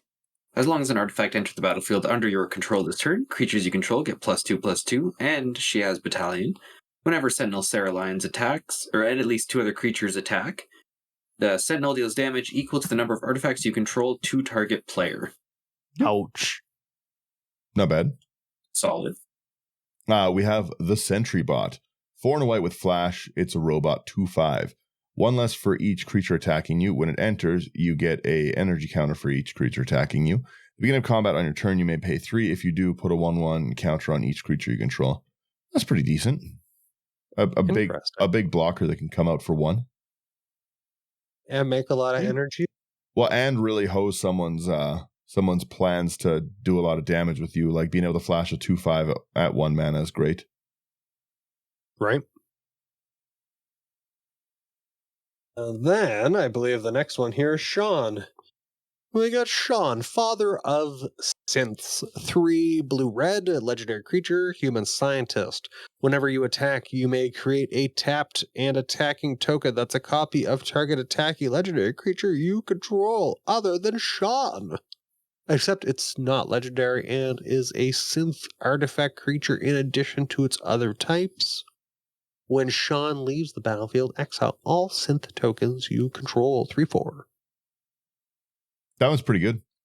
You Seems can get a lot of your ETBs off, but I can't look at this card seriously when it's named Father of Synths, because that just looks like one of the big circle keyboards.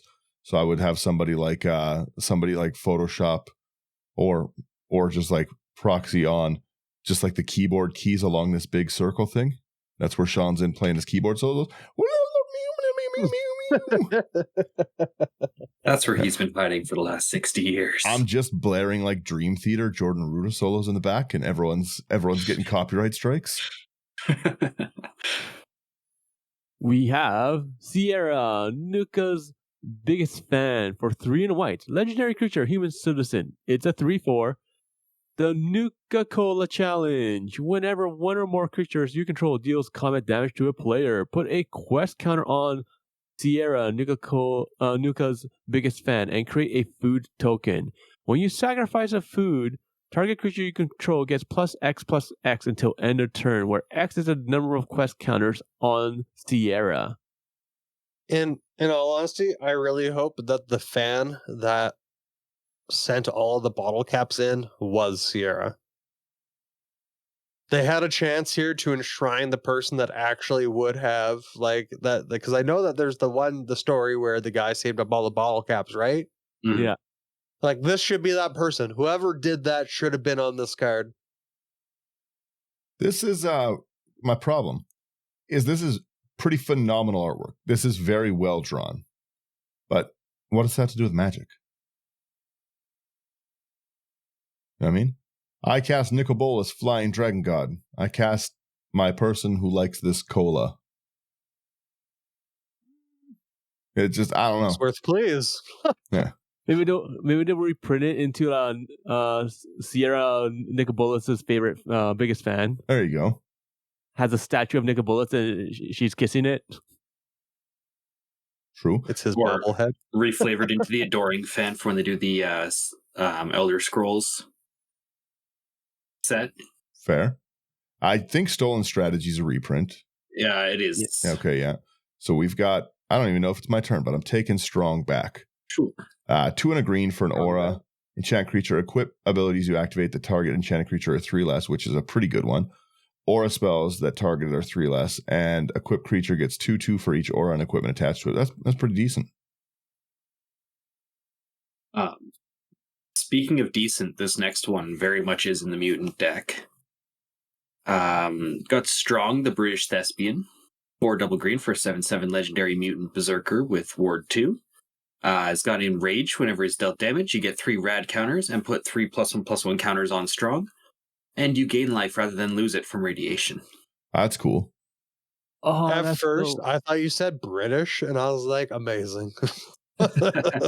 He's British, ain't he? Strong learns secret to human power from Macbeth. That's fun. The flavor text is hilarious. A 7/7 at 6 with ward 2 is pretty big.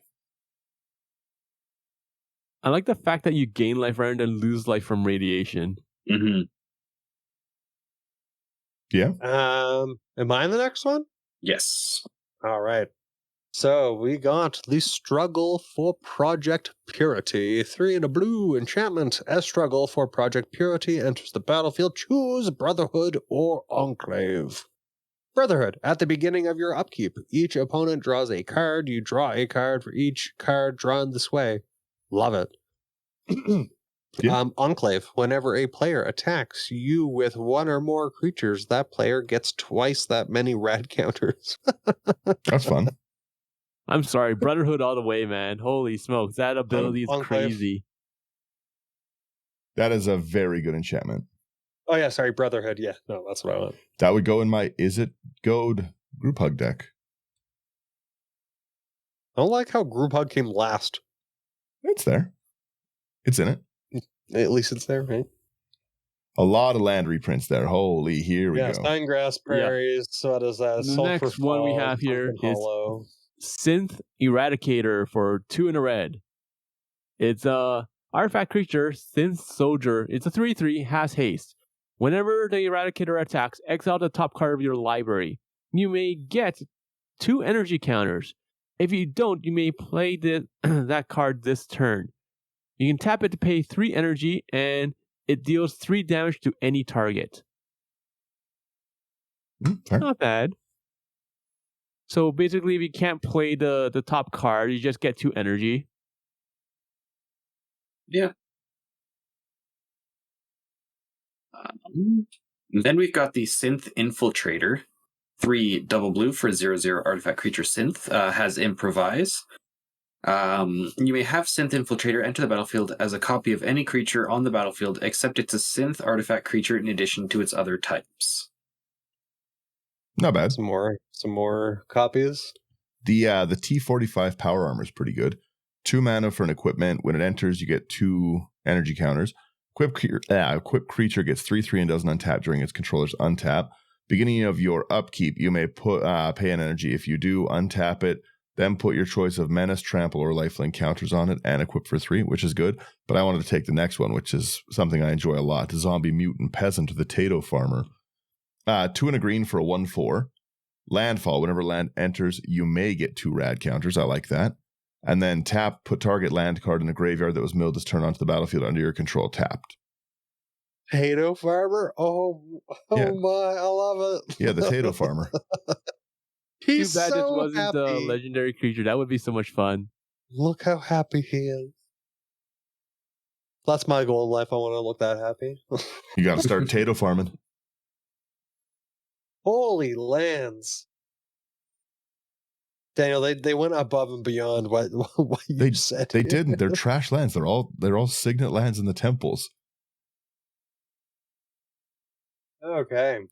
So much Scryland. They added us some 50-cent things that have been reprinted 30 times alongside Tarmogoyf. Got to balance it out. Yin and yang. Alongside a $10 card that's been printed less times. Which one's that? Oh, yeah. Tarmogoyf. Yeah, Tarmogoyf. $10 card and Tarmogoyf. You broke my brain. You guys just about watched me have a stroke and die on this episode. I own a lot of copies of Tarmogoyf. I'm livid. We got the Motherlode Excavator, 3 and 2 red legendary artifact creature robot. When the Motherlode Excavator enters the battlefield, choose target opponent. You get an amount of energy equal to the number of non-basic lands that player controls. Whenever the Motherlode attacks, You may pay 4 energy. When you do, destroy target non-basic land defending player controls, and creatures that player controls without flying can't block this turn. So this is an attack, so you can even blow up someone's Maze of Ith. Yeah. Right. The next card here is the Nipton Lottery. For 2 and a black and a red, it's a sorcery. Choose a creature at random. You gain control of that creature until end of turn. Nice. Untap it. It gains haste until end of turn. Destroy all other creatures. It's fun. Sherman, I didn't see the word nice printed on there. Please reread. This is a hilarious card. I'm totally playing this. Do you want to take the next one too, Sherman? Because it's the vehicle. We have the Pydwin Steel Flagship for 4 and 2 whites. Legendary artifact vehicle, 6/6 flying. Whenever another non-token artifact enters the battlefield under your control, create a 2/2 white human knight creature token with this creature gets +2/+2 as long as an artifact entered the battlefield under your control this turn. This is really strong. Pretty good. Mhm. Well, that's a flagship. It is a flagship, but like I think this is pretty strong. It's a good token Lord. generator, yeah. And the token generator gets bigger every time you play artifacts, yeah. Yeah. Who's Ooh. getting this funny next card? I like the name. Yeah, next up we've got 3 Dog Galaxy News DJ. Wiki, wiki, One a red and a white for a 1/5 legendary human bard. Whenever you attack, you may pay 2 and sacrifice an aura attached to 3 Dog. When you sacrifice an aura this way, for each other attacking creature you control, create a token that's a copy of that aura attached to that creature. This card is very good. That could be pretty good.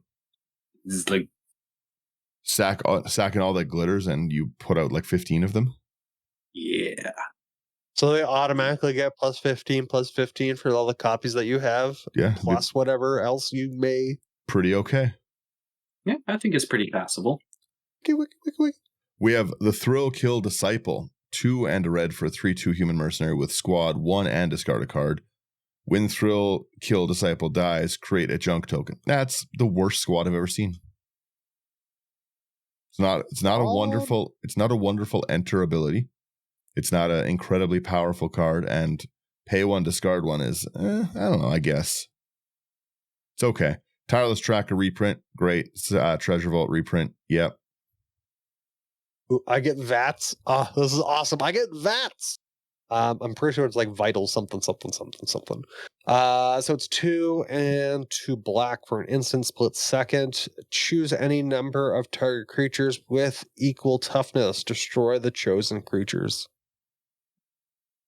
All right, that's fair. Oh, actually, it's all right down there. The Vault Tech Assisted Targeting System redefines combat. Get your VATs today. That's VTATs. All right. We got Go ahead, Brian. Piece that together. We got Vault 101 Birthday Party for 3 and a white. It's a saga. So the first chapter, we have create a 1/1 white human soldier creature token and a food token. And in chapters 2 and 3, you may put an aura or equipment card from your hand or graveyard onto the battlefield. If an equipment is put onto the battlefield this way, you may attach it to a creature you control. That's good. I don't want to see more sagas. I've already had like my day ruined by so many Tom Bombadil decks. Tom Bombadil's fun. Then we've got Vault 112 Sadistic Simulation. 2 blue and a red for another saga. Sorry, Brian. Modes 1 and 2, you can tap up to 1 target creature and put a stun counter on it. You get 2 energy. And the third mode, you pay any amount of energy. If you paid 1 or more this way, shuffle your library, then exile that many cards from the top. You may play one of those cards without paying its mana cost. That's cool. Neat. I like that. Mm-hmm. We have Vault 11, The Voter's Dilemma. 2 a black, a white.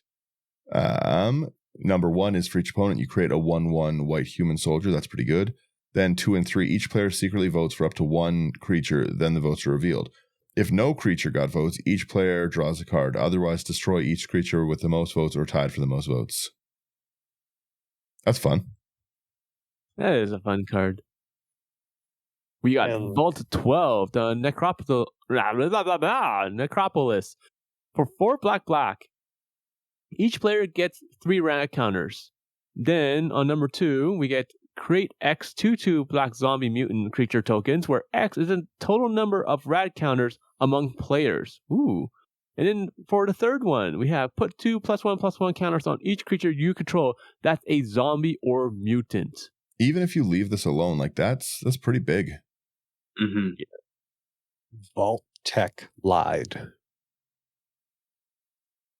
What? Of course they did. It's like scripted into the. Oh, I see what you're saying. Yeah. I had into scrolled the artwork. a lot of cool sagas for the Tom Bombadil players. Yes. Do you want this next one, Brian? Yeah, since Sherman needed to take the Necropolis, we'll take Vault 13, the Dweller's Journey. This seems to be a much more positive looking one. For each player, exile up to one other target enchantment or creature that player controls until Vault 13 leaves the battlefield. Number 2, you gain 2 life and scry 2. Number 3, return 2 cards exiled with Vault 13 to the battlefield under their owner's control, and put the rest on the bottom of their owner's library. That's pretty good. I like that one.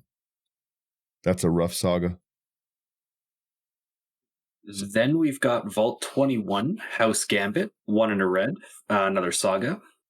1 and 2, you can discard a card, then draw a card. And the third mode, reveal up to 5 non-land cards from your hand. For each one of those cards that has the same mana value as another card revealed this way, create a treasure token. Yeah. Vault 75. There's a lot. Middle school. 2 double white. Pay the first one, exile all creatures with power 4 or greater. Yep. Then 2/3, put a 1 on counter on each creature you control. That's pretty decent. I'm quite surprised that there's so many sagas in here. This one is a Simic, so it might be interesting here. So we got Vault 87, the Forced Evolution. 3, this is probably where all our mutants came from. 3 green, blue. Number 1, gain control of target non-mutant creature for as long as you control Vault 87. Put a +1/+1 counter on target creature you control. It becomes a mutant in addition to its other types. Number 3, draw cards equal to the greatest power among mutants you control. Decent. Nice. Now, would mutated creatures be mutants? No. They just mutated. Mutant's a type. When you mutate, it doesn't say turn them into mutants. I'm just saying that kind of, just... No, I don't think so. Fit real well together there. If Right. you mutated, you turned into a mutant. We got Logically, it makes sense. Magically, no. Yeah. We got Veronica, Dissolent Scribe for 2 in red. Legendary creature, human artificer rogue. 3/3.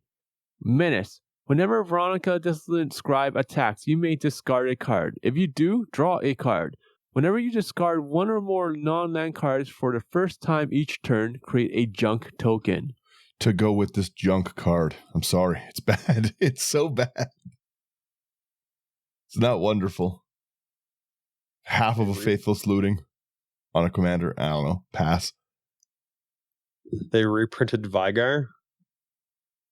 I think that was actually the last one. What a disappointing ending. No, wait. There might be one more. Yeah, Wake the Past. No, that's a reprint. No, that's reprint. We've got Wasteland Raider. Yeah, there we go. Take it away, Slothy. Redeem it. 2 double black for a 4/3 human mercenary with squad 2. And whenever it enters a battlefield, each player sacrifices a creature. Gross. Great Fleshbag Marauder upgrade. German. Yeah. That's a beautiful card. A great end game if you've got a lot of mana to pay into it, because you can just sack the ones that you're having enter, right? Yeah. I really like that. Oh, what? The watchful Radstag 2 and a green elk mutant evolve.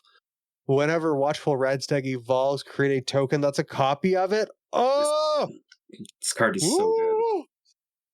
It's cool. Don't mistake. What is that word? Timidness. Timidness for defensiveness. Amazing.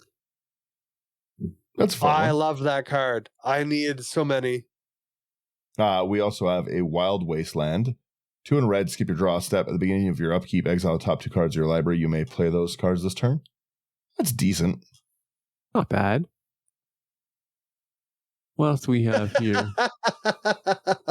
Please. We've got one more rare there, Mr. Sherman. We have Yes Man Personal Securitron for 2 and a white. Legendary artifact creature robot. 2/2. You tap it, and target opponent gains control of Yes Man Personal Securitron. When they do, you draw 2 cards and put a quest counter on Yes Man. Activate only during your turn. It has a wild card. When Yes Man leaves the battlefield, its owner creates a tapped 1/1 white soldier creature token for each quest counter on it. Yikes. Cogsworth. Yes, man.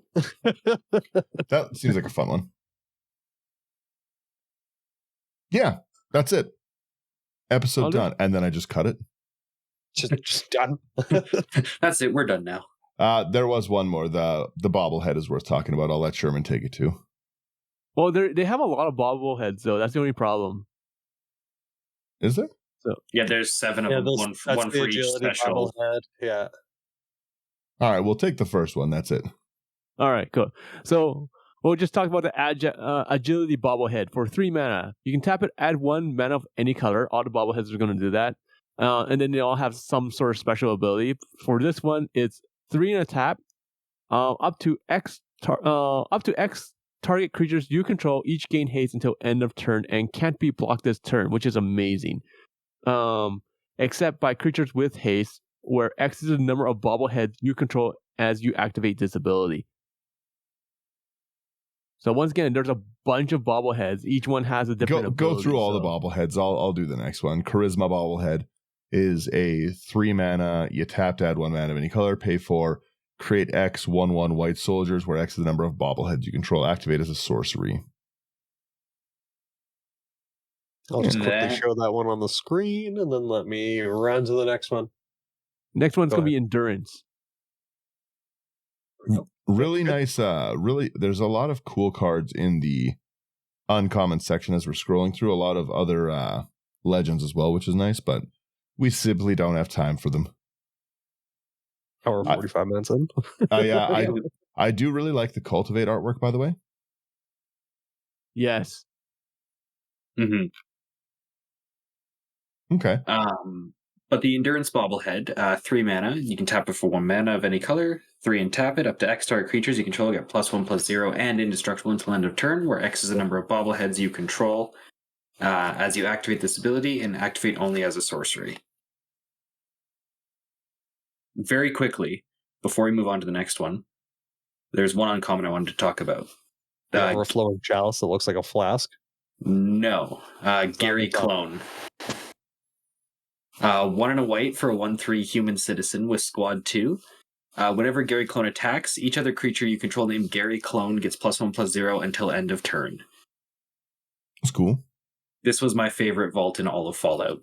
It's such a creepy one. It's so unsettling. Yeah. And then the next one that we have is the Intelligence bobblehead. 3 colorless. Tap to add 1 mana of any color. You can pay 5 to tap to draw X cards, where X is the number of bobbleheads you control. Decent. All right. I'll take the next one real fast here. So we have the Luck bobblehead. So once again, 3 mana, tap to add. You can tap 1 mana and tap it. Roll X 6-sided dice, where X is the number of bobbleheads you control. Create a tapped treasure token for each even result. If you roll 6 exactly 7 times, you win the game. That's cool. I like that one with the leprechaun hat. There's another one worth talking about too. It's the Nuka-Cola vending machine because of how prevalent the food decks are right now. It's 3 mana. You pay 1, tap it, create a food token. Whenever you sack a food, create a tap treasure. Pretty decent. Woof, yeah. Next one's going to be Perception Bobblehead from the looks of it. Yeah. You got that, Sloth? Sure. Yeah, Perception Bobblehead, 3 mana. You can tap it for 1 mana of any color. 3 and tap it to look at the top X cards of your library, where X is the number of bobbleheads you control. You may cast a spell with mana value 3 or less from among them without paying its mana cost, and put the rest on the bottom of your library in a random order. I wanted to quickly mention this Paladin Dance here. We missed that one, and I liked it. Paladin Dance, Steel Maverick, 2 and a white, 3/3 Synth Knight. Vigilance, lifelink, exile it. Each creature you control that's an artifact or human gains indestructible. That's a pretty solid ability on a commander. I need to be the example, not the exception. Yeah. And a 3/3 Vigilance lifelink at 3 is pretty great. And the artwork's pretty cool. I really enjoy that Putrefy art. If they made it like glow in the dark, that'd be awesome. They're reprinting Tarmogoyfs. Can't see why they couldn't do that. You got money to burn. All right. The next one we have is Strength Bobblehead, unless I'm wrong. Yeah.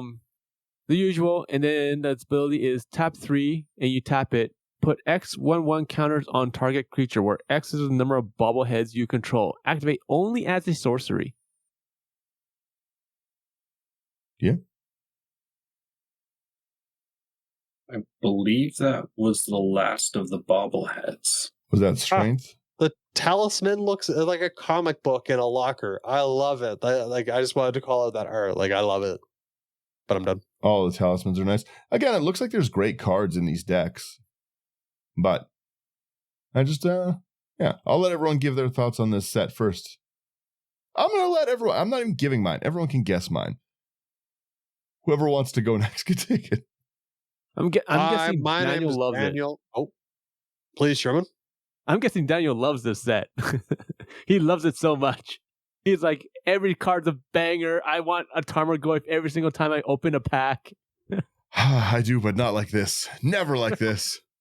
All that glitters is hilarious. It's like a hockey player who got punched in the face. He's missing his front tooth, but the lucky 38. It looks great. Overall, like this set, it's for Fallout fans.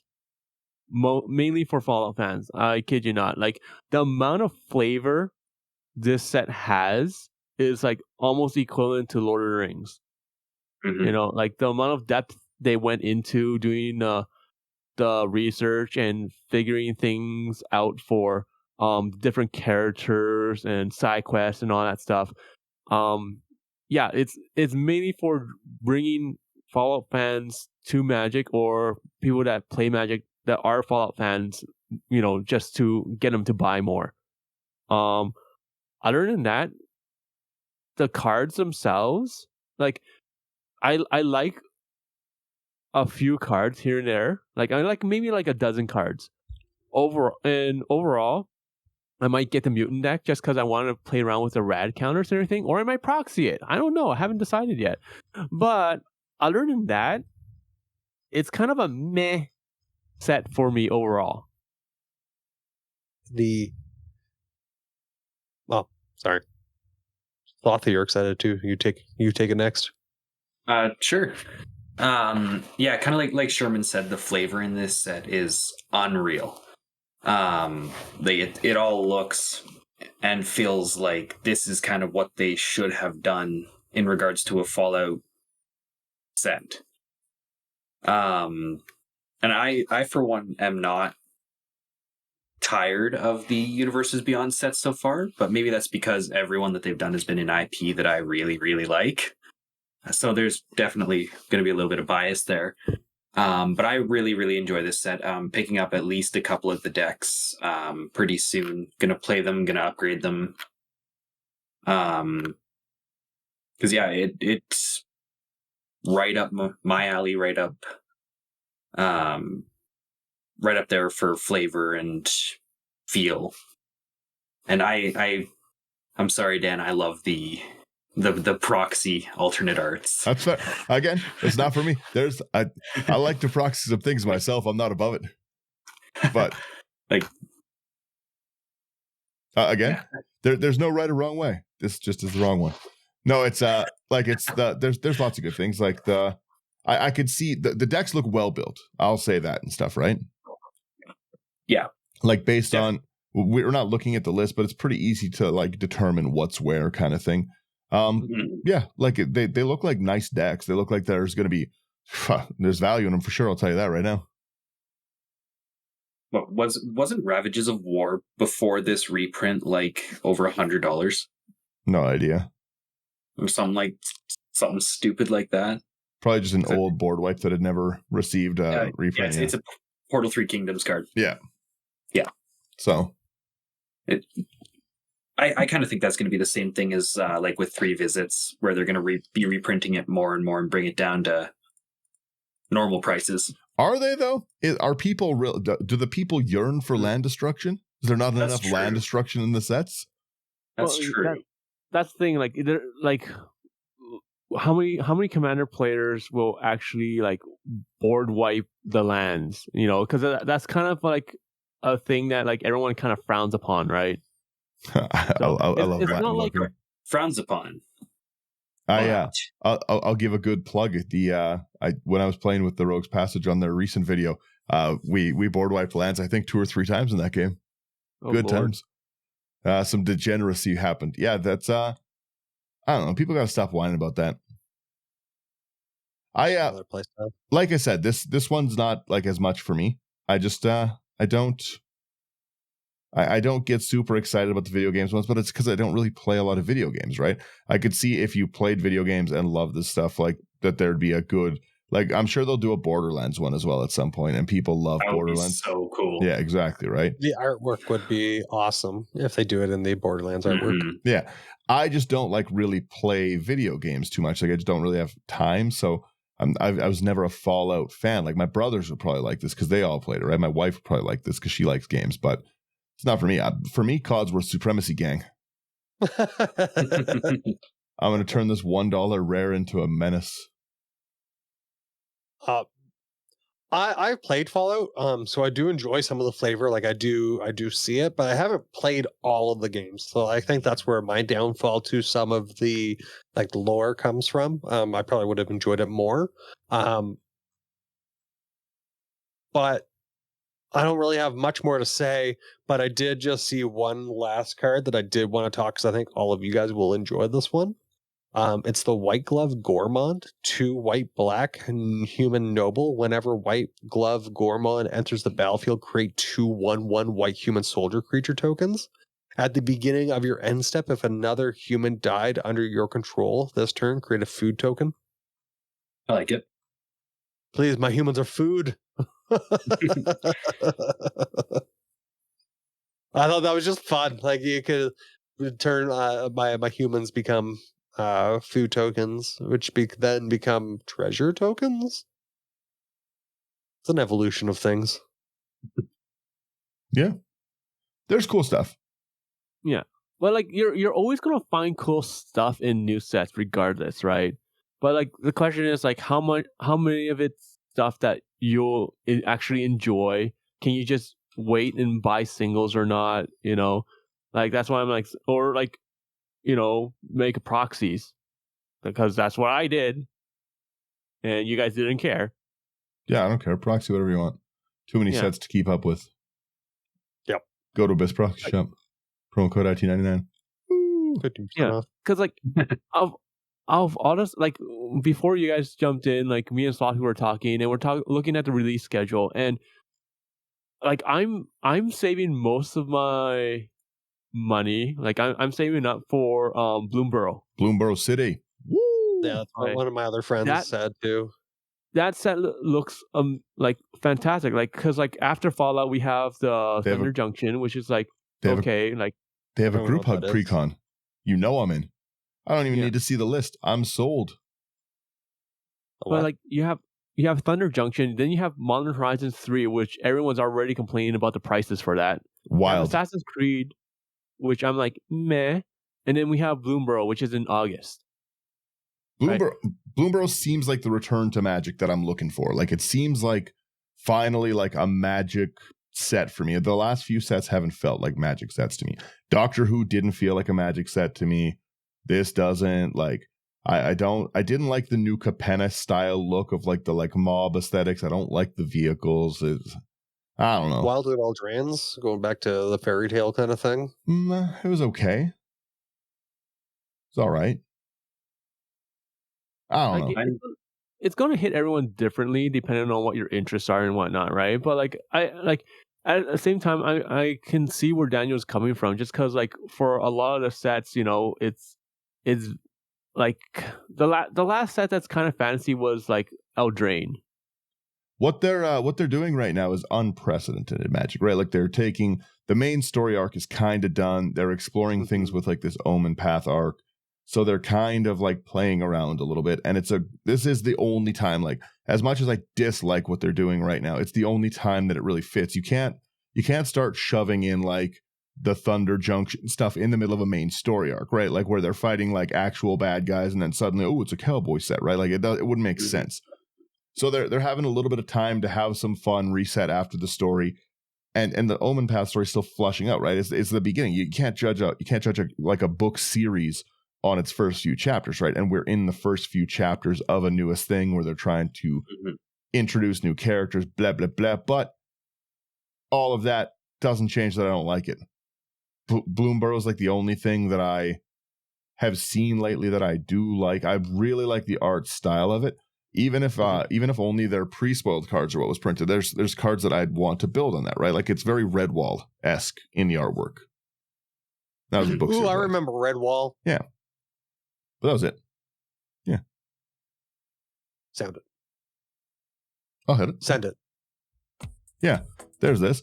Yeah, if you like this set as much as me, let me know in the comments. It's I'd love to know what you. It's like I said, I'll hear Slothy's lists and probably end up enjoying them. So that's good. I might cut this into 2 episodes, by the way. It's kind of short. It might be one long video, but 2 separate podcast releases. We'll see. If you guys just get a random video or random second podcast in the week, you'll know what's up. Yeah, that's pretty much it. Websites intothe99.com, YouTube, coming to Patreon. You guys get it. Send it. Yeah. Yeah, I'm not even excited for the outro credits. This says taking the wind out of my sails. Tarmogoyf!